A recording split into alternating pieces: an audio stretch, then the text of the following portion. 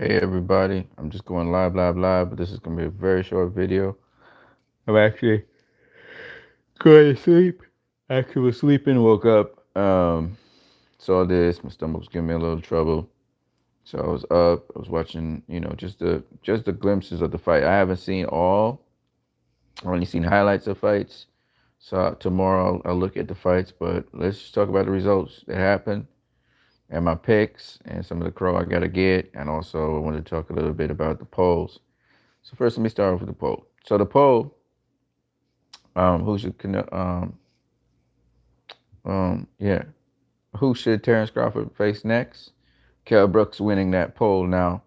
It's at 43% or something like that, and Dennis Ugas is now at 35%. So Kell Brooks is pulled ahead of everybody else. So from the poll, the fans want to see Terrence Crawford so far face Kell Brooks. That's what the fans are saying so far. From the poll I pulled, there's 25 people in that poll, so that's a lot of people as a sample size. I hope you guys keep on inviting other people to join in the polls. You know, that poll was only open for about a couple hours, probably a day now. I'm sorry you guys can't see my face, but I'm not turning on the lights. I need to go in my bed and sleep. My stomach's acting up, and that's because I'm up and I'm pushing the anvil on stuff. So sorry about that. As to, and it is one something in the morning where I am, so I'm definitely shutting it down. Um, with respect to the fights tonight, I picked Wale Omatoso. By the way, this video came up, the prediction video that I have tonight. It came up after the fact. I was trying to get it up on the other phone. The other phone was moving miserably slow, and then it would shut down the screen, and therefore everything would just be lost. So it took me a very long time to get that video up. I'm sorry about that. Um, but we work on trying to get videos up a little bit faster. Anyway, back to, and I'm still working on Streamlabs and Discord. Shout out to Tommy Temper once again. I know he's probably sleeping as well. Or he might be up by now. At 5 hours ahead, so it's about 6 in the morning. Anyway, I like Get the Smoke, by the way. Shout out to Get the Smoke, Tommy Temper, Hybrid 95. You guys are cool. I like talking with you guys. Never take anything personal that I say, even though I'm very passionate. Not really I'm not really trying to, I don't like to hurt people, so I'm not in the business of hurting people, So I just want to let you guys know. I just argue points, and if I say anything about you ad hominem, that means that I'm straying away from the argument. You know what I'm saying? That ad hominem nonsense is, it's stray away from the argument. Sometimes I just need to stick with the argument and just argue the argument, even if it's an observation on my part about you. It really is irrelevant to the argument. It's really an argument I'm trying to make, and not so much. I think I need to stop taking it and telling people about what I observe about them and stuff like that. Just keep it to the argument. So I'm gonna try and keep it to the argument from here. And anyway, let's talk about so Wale Amatoso, man, he stopped Curtis Stevenson. That was my pick, all right? Chris Arreola versus Adam Noaki. Adam Noaki, he won the fight. I gotta go watch the fight because from what I'm hearing, there was nonstop action in that fight. Adam Nowaki threw the most punches a heavyweight ever threw in a boxing fight. From what I hear, it was more of a rock'em sock'em robots. Defense wasn't so much an important factor in this fight. Um, so that Chris Ariel is a tough guy. So I heard it went the distance. The decisions by the judges seem to be wider than the fight was. That's what some people are saying. Some people are saying no, it was a well-deserved win. Adam Nowaki definitely beat Chris Arreola. From what I see of Chris Arreola, I can tell you this: Chris Arreola is a tough guy. Okay, and I remember I was watching an interview somewhere where the only guy that ever comprehensively beat Chris Arreola, a lot of people say, is Bermane Stiverne.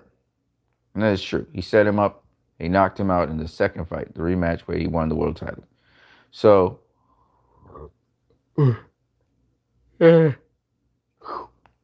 I mean, Chris Ariel was never really giving up in any fight. Chris Ariel is a guy who once he can recover from any punch that you hit him with, he coming. And you saw with against Deontay Wilder, he was bringing the heat. You know, they stopped the fight because he was taking too much damage, but he was bringing it. He was bringing the heat. So that's Chris Arreola for you. And so I picked him because he was a big underdog in that fight, and it seemed as though he made it a fight in which it was competitive. Now, I think a lot of people don't understand what competitive means. It don't mean he winning all the rounds when I say competitive. You have to look at what's happening in each round. If each round is a competitive round, but the other guy still wins the round, that means the rounds were close. I mean, yeah, one guy won the round, but he didn't win it by much. Makes it competitive. So even if a guy shuts out another guy, right? But the other guy never quit. You say the guy, he's still alive. That's what we call it. Then it means the other guy is coming back at you and he's making the fight competitive. You may get a unanimous decision win. You might even win every single round. But them rounds competitive. The guy's alive. He's in there. He's not going nowhere. He ain't quit. And he's coming at you and he's doing his game plan.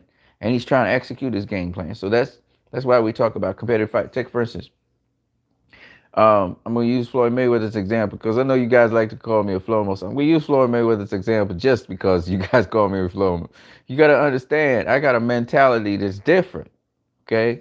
Y'all don't understand. I'm a different kind of dude. Anyway, Floyd versus Marcus Maidana. Okay? Just because I just decided to use Floyd. I could use any other fighter, but I'm going to use it. I'm going to stick it at y'all.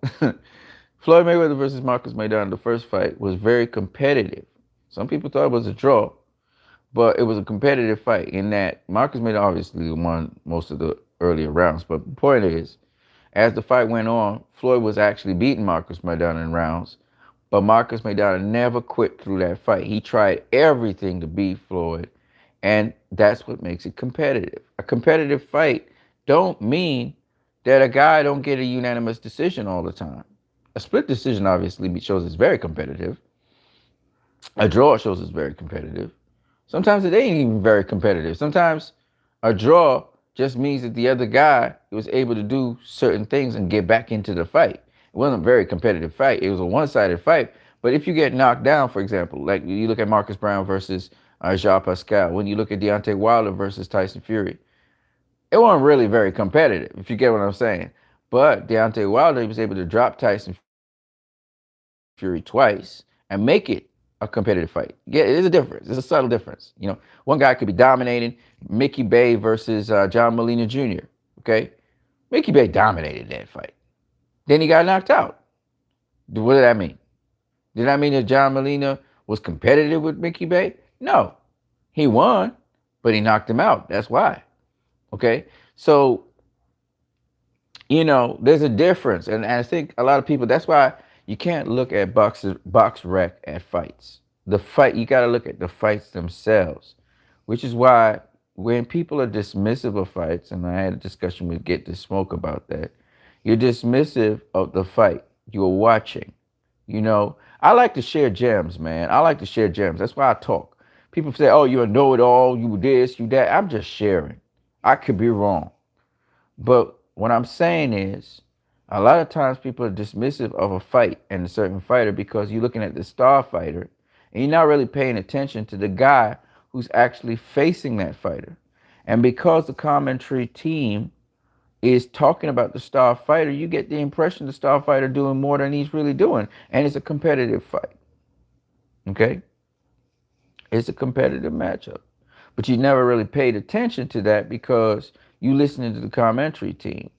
Or you go in and you're looking at a particular fighter and you're paying more attention to that fighter than the other opponent that's doing things. And you don't realize that fighter getting countered at times, the other opponent's actually hitting him at times because you just so focused on that other fighter. And when we can get our biases out the way, because listen, I was talking about Errol Spence versus Chris Van Herdeen. I was talking about Errol Spence versus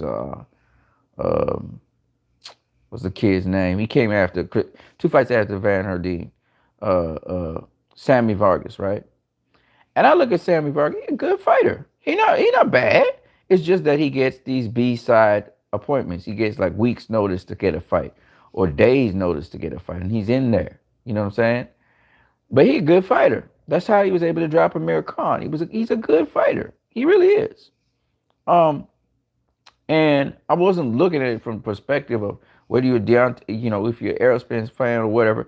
I was just looking at it. The time when I looked at it, I was very dismissive of Sammy Vargas. I was very dismissive of Chris Van Der Deen. And my point was that when I looked back at the fight and I'm watching what these guys were actually doing, Chris Van Der Deen was game. He got dropped the round before, but he came back. He came back and he actually hurt Errol Spence. Errol Spence took out his mouthpiece. You ain't gonna take out your mouthpiece if you ain't hurt, okay? And then he was coming on, and Errol Spence came back on, and he went defensive. And the referee stopped the fight. He was blocking the punches. He was defensive. He was still live. And that's what I'm talking about. When you see a fighter that's live, he's live, you know. Same thing with Sammy Vargas. Sammy Vargas actually waved his hand like, what you doing, ref? You know. Now, obviously, when you're in boxing in a fight, you need to know that you're giving a certain impression, which Keith Thurman is aware of. You're giving a certain impression to the judges and to everybody, including the referee, that you might be hurt. For example, Keith Thurman talked about when he was facing Josecito Lopez. See, I'm talking points. You realize I'm talking points. I just wanted to let you guys know I don't just talk out my ass. I'm not talking out of emotion. I'm talking points here.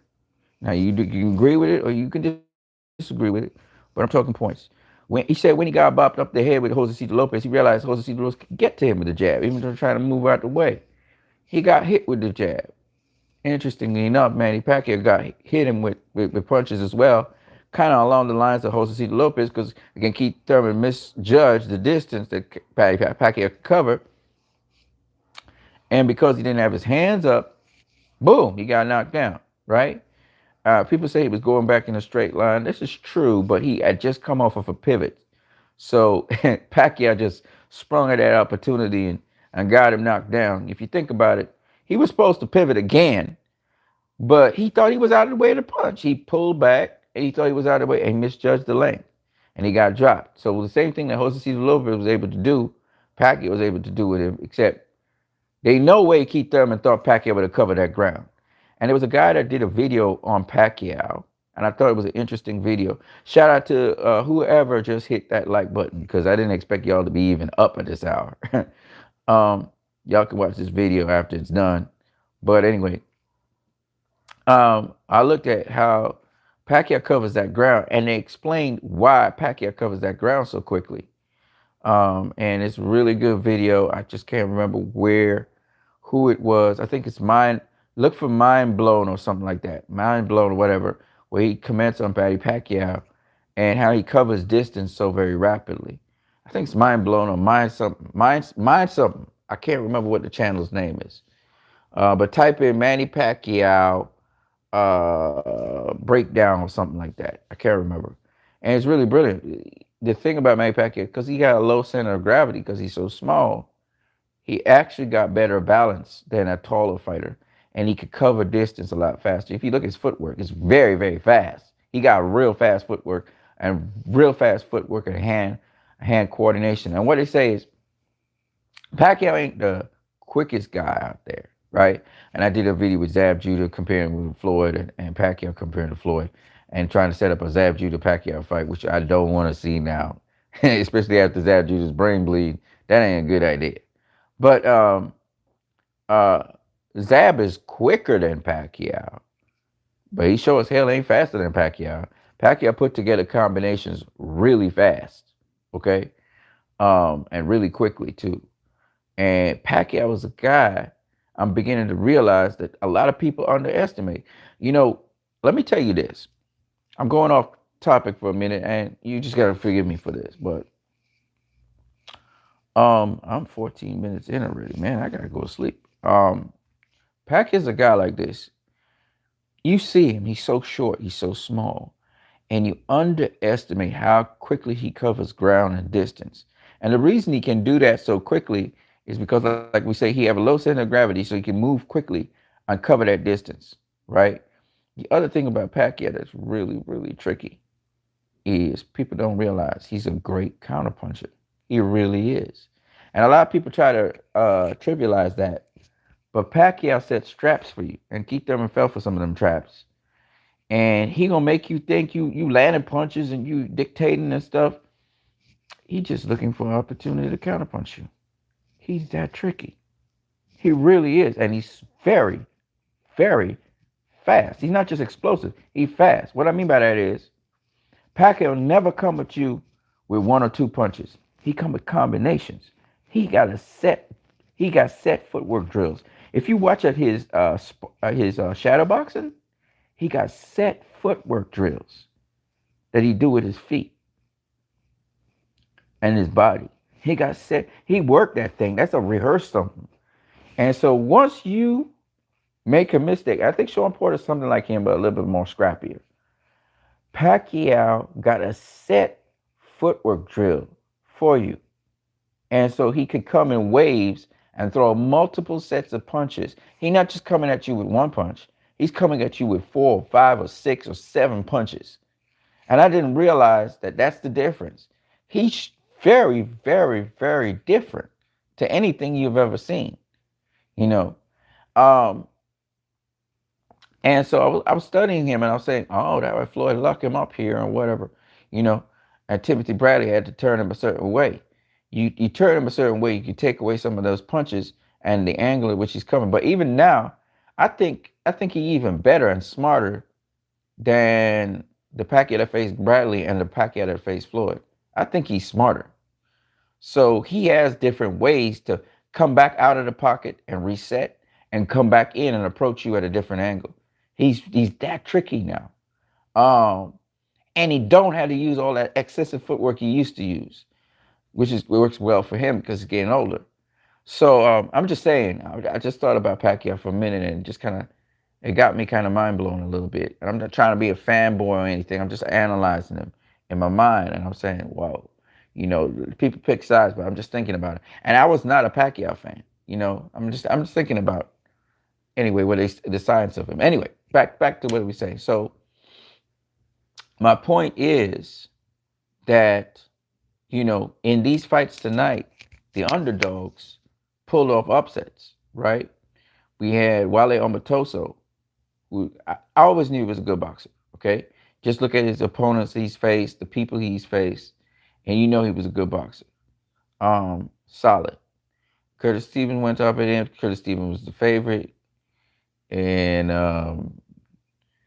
Wale Omatoso, man, put his punches together, you know, had his defense on point.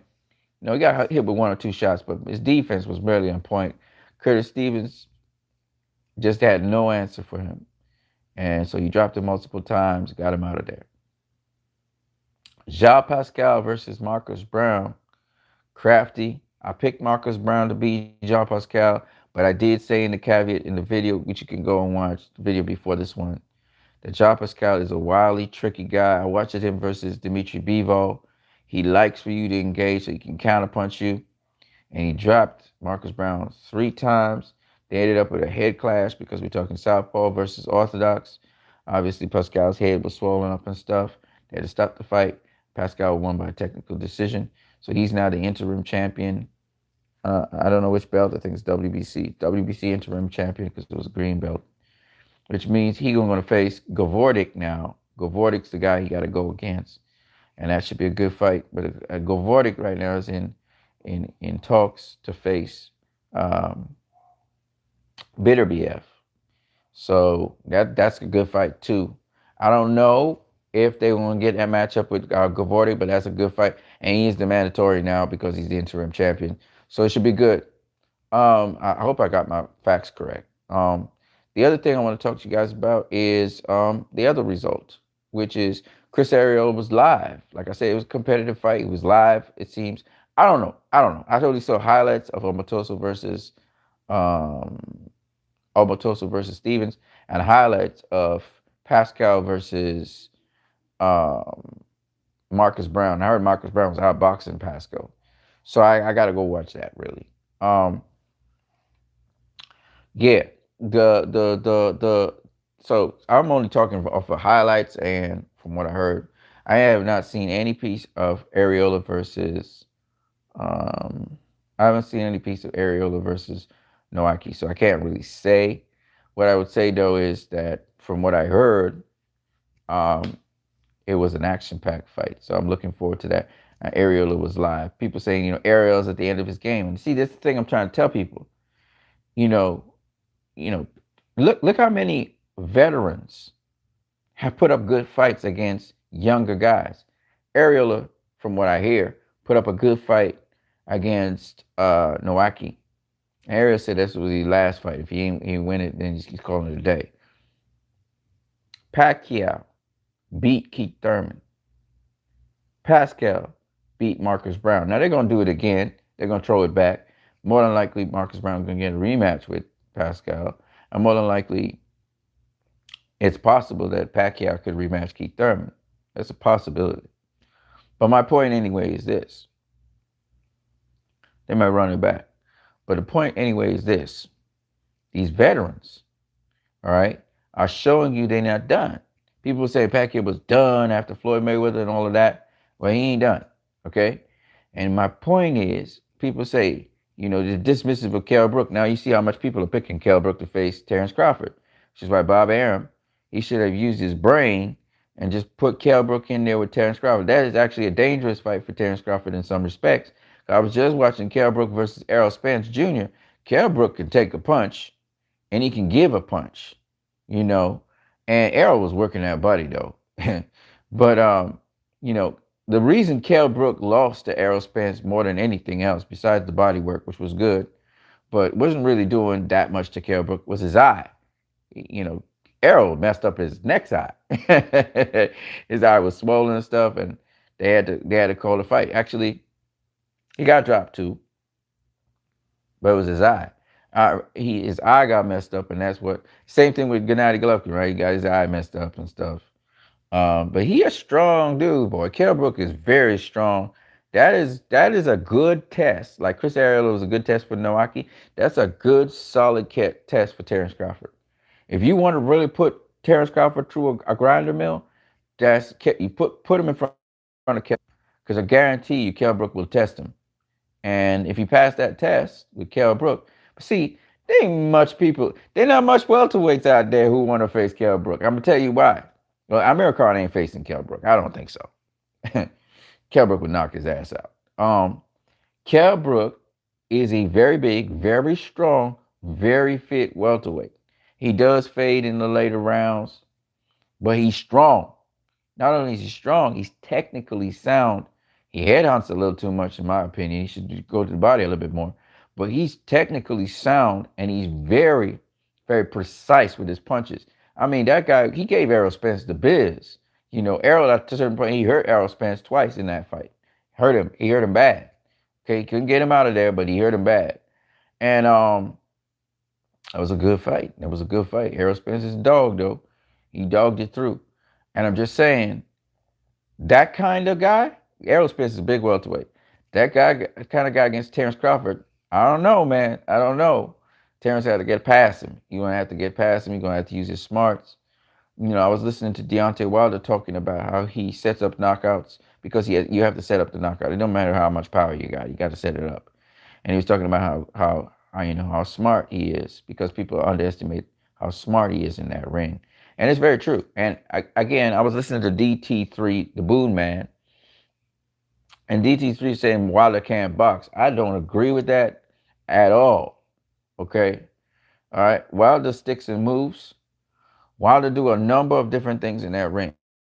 One of the things he do, he keeps his head on the swivel. He does get hit sometimes, but he's swiveling, or he's snapping back, or he's pivoting out the way of a shot. I like how he's trying to use the pivots. You can see he's studying different fighters, and he's employing different things in his fight program. He's developing as a boxer. His jab, I love his jabs. It's different kinds of jabs. Like I said, Wilder has a different kind of jab for different things. His defense, is improving. He actually has improved his defense. He's a strong guy, obviously, but he's improved his defense. People, not as easy as you think to hit Deontay Wilder. Because Thomas Santos. What's up, Thomas Santos? I ain't seen you in a minute. Wilder should face Prince Charles Martin on pay per view. Y'all be clowning straight through. It's late in the night, man. I shouldn't be even on this thing so long. Smash that like button, though, my bro. Shout out to you, man. I haven't seen you in a minute, Thomas. Oh man, I gotta get this thing so I can get paid. Anyways, going back to what I was saying. So yeah, as I said before, Wilder can box. You know, a lot of people talk about he can't box. Shout out to you, man. It's good to see you too. You know, I should be in my bed sleeping though. I'm talking boxing. You know, they say he can't box. He can sure as hell box, man. This guy can box. You can't include the Tyson Fury fight because Tyson Fury always makes his opponents look bad, right? You saw what he did to Klitschko. Klitschko couldn't even get shots off, right? Klitschko looked terrible, right? And it's because that's Tyson Fury. He do that to opponents, right? And Wilder did much better than Klitschko. He got to Tyson Fury. He knocked him down, you know, twice, right? I don't really count the first one because it was behind the head, but you know, he knocked him down. Officially, that's what it says, so I got to say twice. Um, you know, I'm just saying that Deontay Wilder is much more than people. And you see, the problem with, you see, if you listen to the fans, you're gonna get your ass beat because the fans don't know what they're really seeing, so they underestimate a fighter. You know, people were saying, "Keith, I did it too, so I'm guilty." But if you going into a fight to face a guy, you better know you facing the best possible guy. You can't think of him as a faded fighter and all that shit. Fuck that. You got to go in there and saying this guy is the best possible dude, and I'm facing the best possible version of that dude. So I gotta be on my A game. Otherwise, you're gonna get beat. You know what I'm saying? You can't think about age and all. Oh, he's old. That's what keep them saying. You know, Pacquiao's old. Well, that old man, he beat your ass. You know what I'm saying? He dropped you in the early world. In the early rounds, he was putting that work on you, and then he hit you with a body punch that almost knocked the wind out of you. You got to take your mouthpiece out and put it back in. Oh, yeah. So that old man with T-Rex arms, he put the work on you. You got that work, baby. You got that work. And you was in a dog fight. You was in a life and death fight with that T-Rex arm old man. Now I saw some people going in on Keith Thurman about that, and I was like, nah, you can't go in on him. He did the best he could. The problem with Keith Thurman was he talked that talk. He talked, you know, all that talk. You talked all of it, and you didn't back it up. You didn't back shit up, Keith. You lost. After all that talk, you lost, and it always looked bad when you talk that talk. You chipping that chip and then you lost. Now people say now they can say you boastful and you proud because you was talking too much. You know, a lot of people will say, "Oh, Muhammad Ali, he talked that talk, and he got the biz from Joe Frazier. He got the biz from Joe. Muhammad Ali got knocked down by Joe Frazier. He was the greatest, got knocked down by Joe Frazier. So I'm just saying, Keith Thurman getting knocked down by Manny Pacquiao, a living legend. The man was a living legend. It ain't looking that bad. You know what I'm saying? Because Muhammad Ali faced Joe Frazier. Joe Frazier wasn't a legend at the time. He got dropped. I mean, Joe Frazier was the man, though. Joe Frazier was the dude. He was beating everybody, and he got dropped, boy. Ali got dropped, and it wasn't a flash knockdown. He broke his jaw, right? Or swelled up his jaw, whatever. So I'm just saying, Keith Thurman should be able to say, well, you know what? I went with a living legend, so it is what it is. I got flash knocked down. I got back up. I didn't know what was going on for about 4 rounds. 5 rounds in, I started to figure out what was going on, and I put it on in the sixth to the ninth. You know, and you know, he got me with a good body shot in the 10th. I kind of figured the ref and the judges and everybody, even the fans, would be like, it's over. Pacquiao won this. But I still fought against him. I made it very rough and tough and competitive for him in 11 and 12. I was trying to get a KO, but I couldn't get it. And that's the point. You have to. Okay, I should have. Y'all probably hearing me muffled because I got the headphones on, but Yeah. So I'm just saying, I'm just saying that Pacquiao, Starman, the underdog and the older guy, man, the older guys today, they showing up. These fights are very competitive. And that's what I like about these fights. And of course, we got known names facing each other, upcoming names, hot names versus no names. And I kind of say, truth tonight, Marcus Brown was the hot name, the up and coming guy. And what Pascal said, it was experience plays a major key. Let me tell you guys something. All right. This is another thing that people. Okay, so you may have an older fighter that's talking about experience, right? Facing a younger fighter. Now, here's the thing that a lot of people miss. You got to watch at the physical conditioning of the older fighter. Always look at that. That's what will tell you if that older fighter got the potential to win that fight. If you hear an older fighter talking about experience and stuff, but you look at his physical condition and it's not up to par at all, he's more at the end of his game, he's faded. You got to look at the physical conditioning of the fighter. And you may be able to know that maybe true the first round or second round, whatever. My point anyway is that you look at the physical conditioning of a fighter. That's how you tell this fighter done or if he's not done. You understand? So for example, Jean Pascal, you look at his physical conditioning and you could tell this motherfucker is still fit. He's still highly conditioned. It don't matter what his age is. His experience can play a major key. When you got a fighter that's still fit and physically conditioned, that is to say, they're not what they used to be, but they still got that top tier high level conditioning, then you got to expect them with the greater experience to show that younger fighter and challenge that younger fighter because that younger fighter is going to see things they never seen before because of the savvy and the skill and the slyness and the experience of the older fighter. That's why I don't pass it by Manny Pacquiao to beat an Errol Spence or a Sean Porter because he got a plethora of experience and his physical conditioning has been at the top tier. He's obviously not as physically fit and conditioned. Should I say no? That's wrong. He's not as athletically, he's not as athletically, at the peak that he used to be. But he don't need to be because what he's done, he got smarter as a fighter. So where he would have wasted energy, throwing punches or wasted energy moving excessively around the ring, he's not doing that no more. You see the vet, you see the slyness, you see the skill, you see the poise, you even see better defense from him. All of these things come into play because now, as an older fighter, he even trained smart. Okay, he learned to rest his body and stuff. So with time, wisdom has come about to be able to maintain that peak condition. All that fighter need to do is maintain that peak condition because what happens is when you start to fade as an older fighter, it's because you say you've seen everything, but you can't do it. You can't execute what you're seeing. And that's because your body can't respond anymore like you would like it to instantaneously.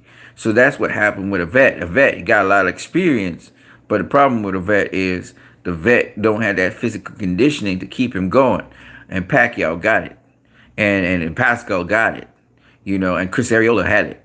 So I'm just saying that a lot of times people say, oh, this fighter, he done, or you say this fighter's got an injury, got two bad eyes, like with Kell Brook. You can't write off a fighter because of that. Look at his two fights. His two eyes wasn't a problem in those two fights. So you got to look at those things. You got to assess situations and don't just write off fighters. And the other thing is, there's an upcoming fight with Tyson Fury versus whatever the guy's name is, Otto, whatever, okay?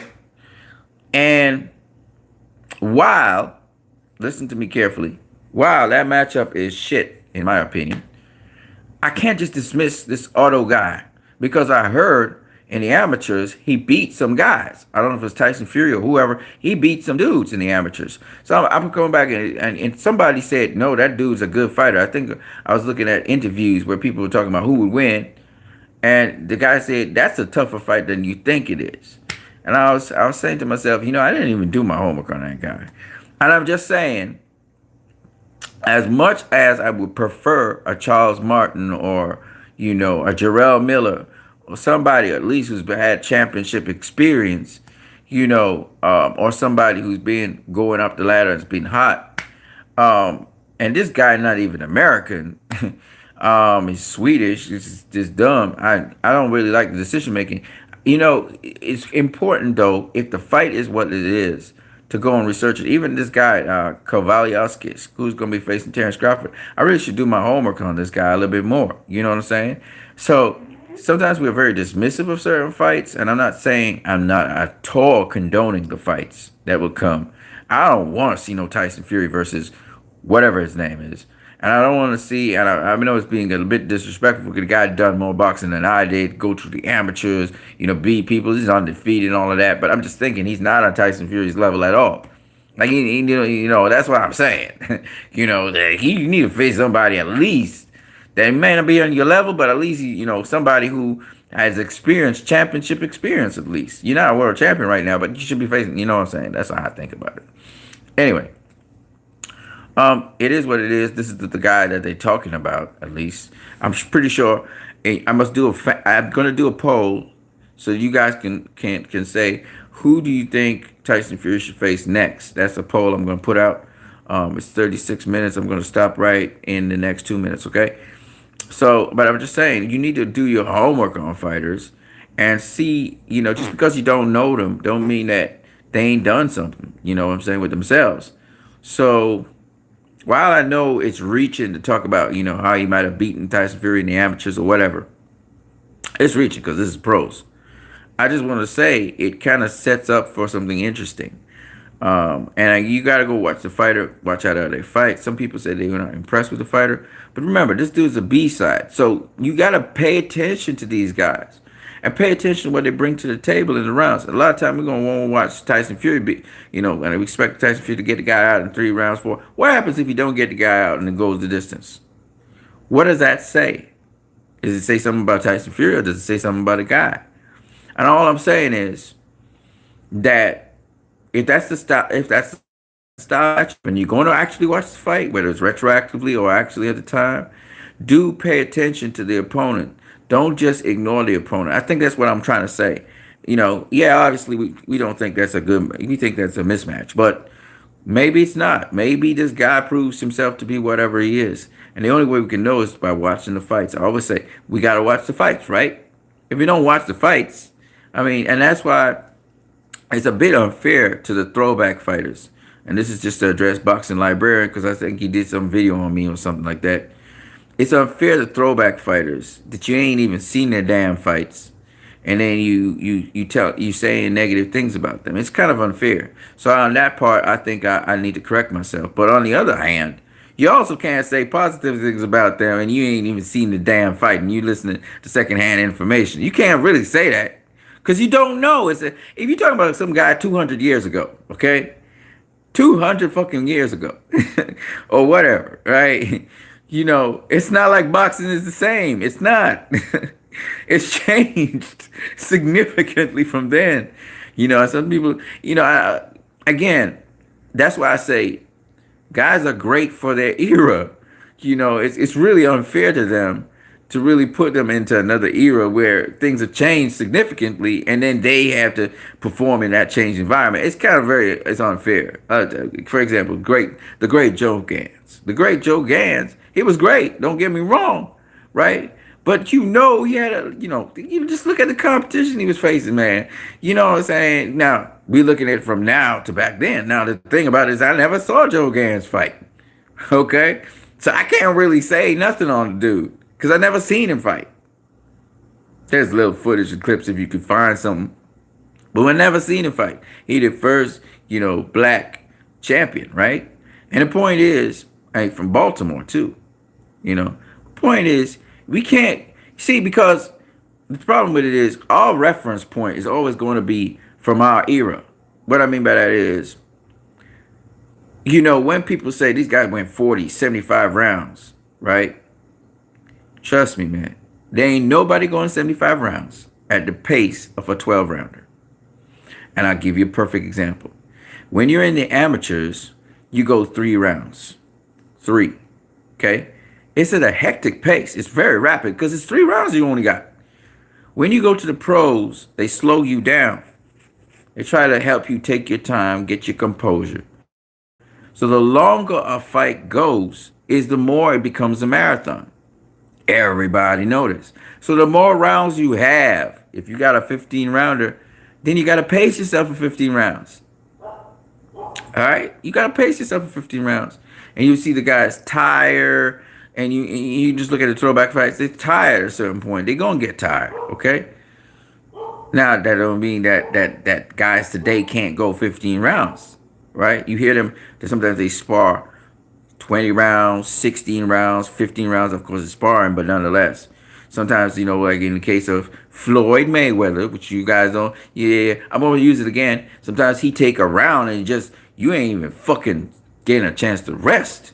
That round just go 12, 6 minutes, 10 minutes, 20 minutes, and we even had 45-minute rounds. Okay, it's to the death, motherfucker, till somebody give up. You just got a fucking rounder just going.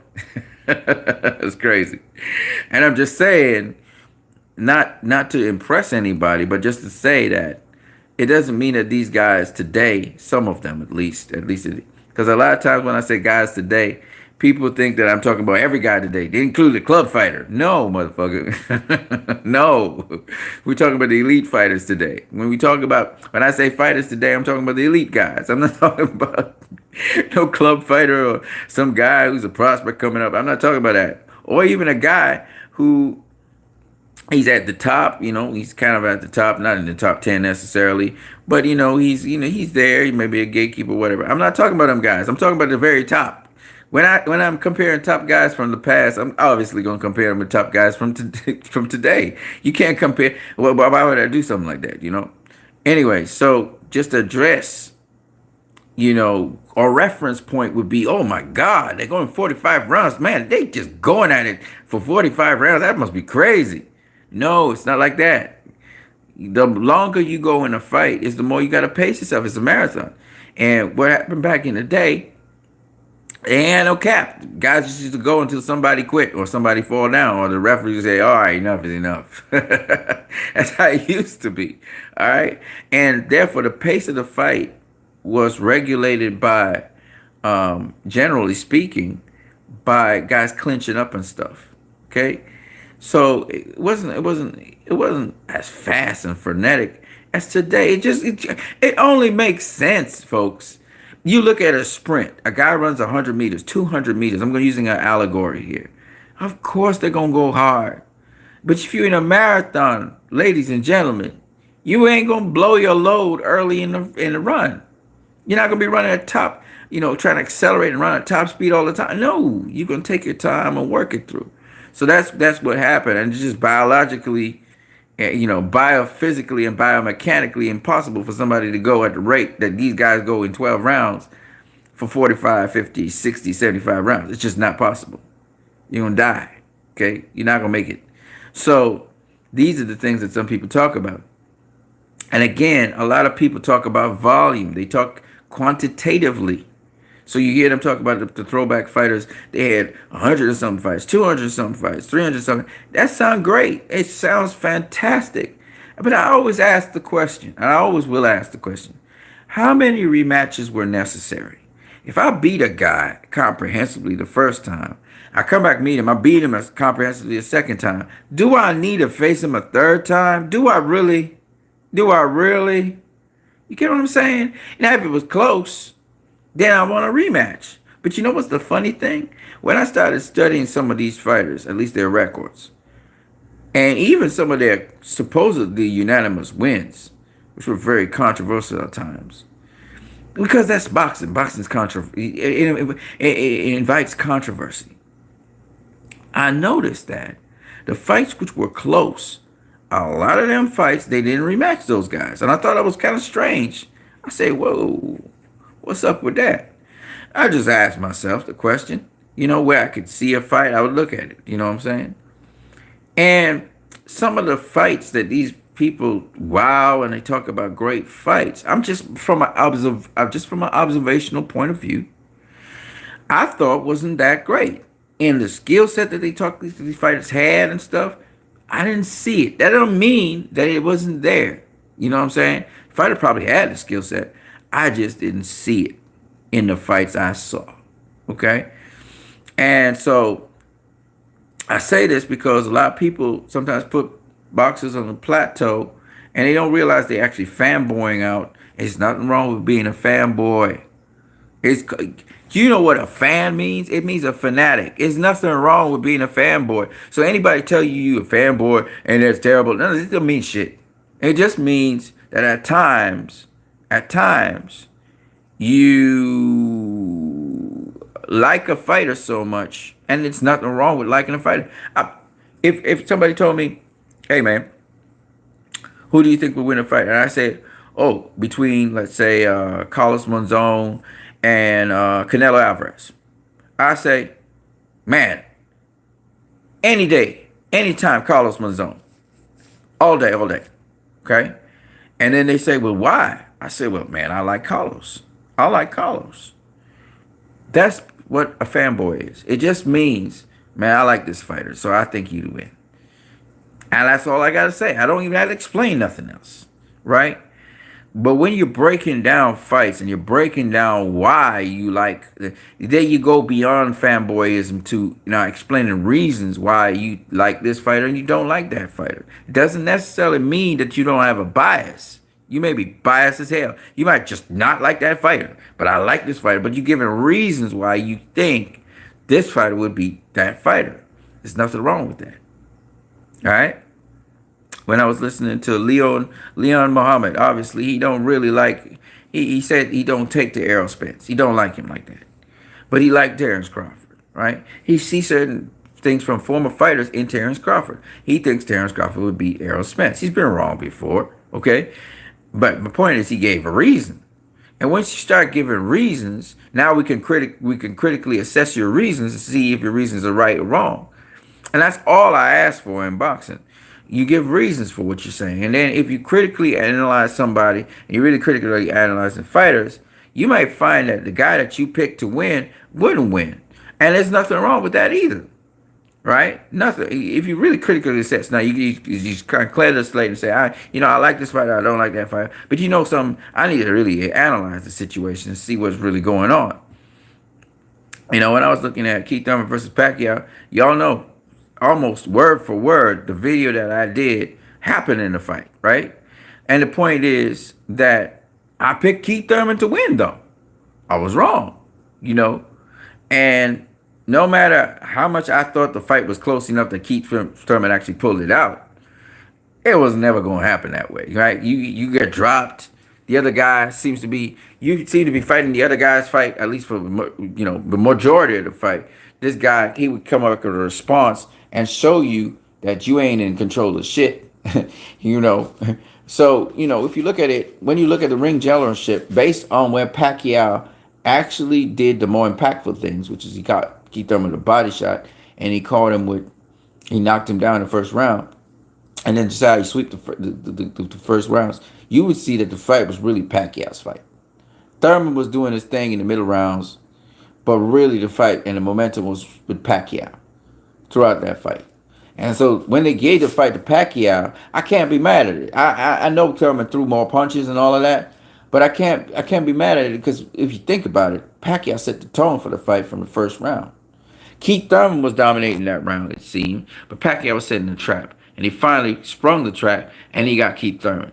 Keith Thurman looked like he went in 6-9, and then in round 10, Pacquiao sprung a trap. He caught Keith Thurman. All right? So you see there that Pacquiao's playing Keith Thurman throughout this fight. No matter if Keith Thurman looked like he won maybe the majority of the round 7-5, the drop was something, and then the body punch. You got to count the body punch and show how Keith Thurman, his momentum looked like the fight was shifting in his favor, and then Pacquiao took it back.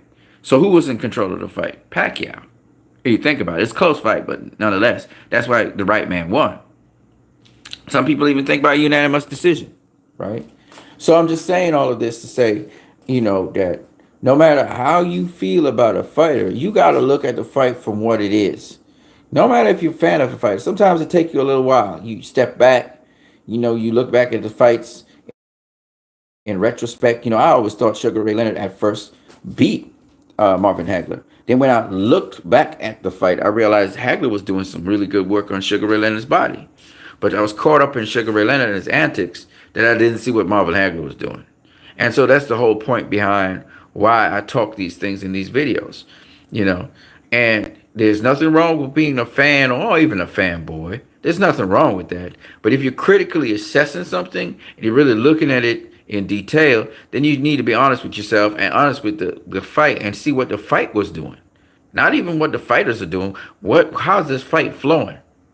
You get what I'm saying? Because if you want to be a judge, for instance, you got to be impartial, which means you got to look at the fight. You got two fighters, A and B, right? A and B fighting, and is the fight flowing in A's favor? Or is it flowing in B's favor? That's basically what it is, and that's what you have to judge and decide for yourself. But you got to look at A and B. You can't just be looking at A, and you can't just be looking at B, right? And A is going to make you, you know, because I'm talking A side, B side. A is going to make you look at A because A is going to do certain things to try and get your attention to look at it. You're going to be flashy at certain points or try and emphasize the impact of certain things. You have to pay attention to that. Now, if you're a fan of a certain fighter and you become a fanboy, what happens is it's only on that fighter. And you wishing and hoping, and all of us do this because that's what it is. We're fans. We're supposed to do that. We're wishing and hoping that fighter will win. So we're there. Oh, yeah, he's going to win. He's going to win. If you're against the other guy, you're going to be like, oh, yeah, all right. I hope you don't do this. I hope you don't do it. Inherently in your mind, you're going to do that. You're just going to do it. Even if you ain't got a horse in the race, at some point in the fight, you're going to favor one fighter over the other. It's bias. It's inherent. All of us do it. We're fans, right? So you're going to find, oh, man, this guy had a sweet shot. I think I like this guy. I think he went in the fight. Just like that. That's how I go. So I'm just saying all of this just to let you know that when judges have to judge fights, they can't think like that. They just can't. And what we want to do, I want to get one of those judges in an interview, hopefully with Tommy Temper. I want Tommy Temper, because Tommy Temper always asks, how do you actually judge a fight? And we want to get some of the best judges in the world on our hangout if they have the time to share with us. We're going to try and work on that to see if we can get those judges to explain to us how you judge a fight, and then explain to us how they may have judged certain, big fights. Maybe it was one or two. So we can understand how they come from, where they come from, what they're doing, so they can explain. Because I'm not a judge. I'm just a normal human being. I'm a fan like you guys. I mean, up to yesterday I was training, but I'm just a normal guy like you guys. And I'm gonna tell you guys this though, boxing really has done a lot for me health wise. Anyways, I gotta get to splitting. So we talked about the results. We talked about the other thing I want to talk about is Ryan Garcia, man, came out and talked about this matchmaking problem again. So he's not just talking about Golden Boy in general, but he's talking about this matchmaking. Somebody's, not doing the matchmaking right, not following through with what needs to be done. And it seems as though they're actually talking about some internal problem with someone inside of there that they're not doing their job properly. So Ryan Garcia kind of echoed the similar sentiments that Canelo echoed, which is very interesting. So I hope you guys have a good one. I'm going to go in my bed and sleep now. It's way past my bedtime again. I should have been sleeping right now, and that's going to affect me. It's going to bite me in the bud probably tomorrow. So you guys have a good one, man. Peace. I'm out.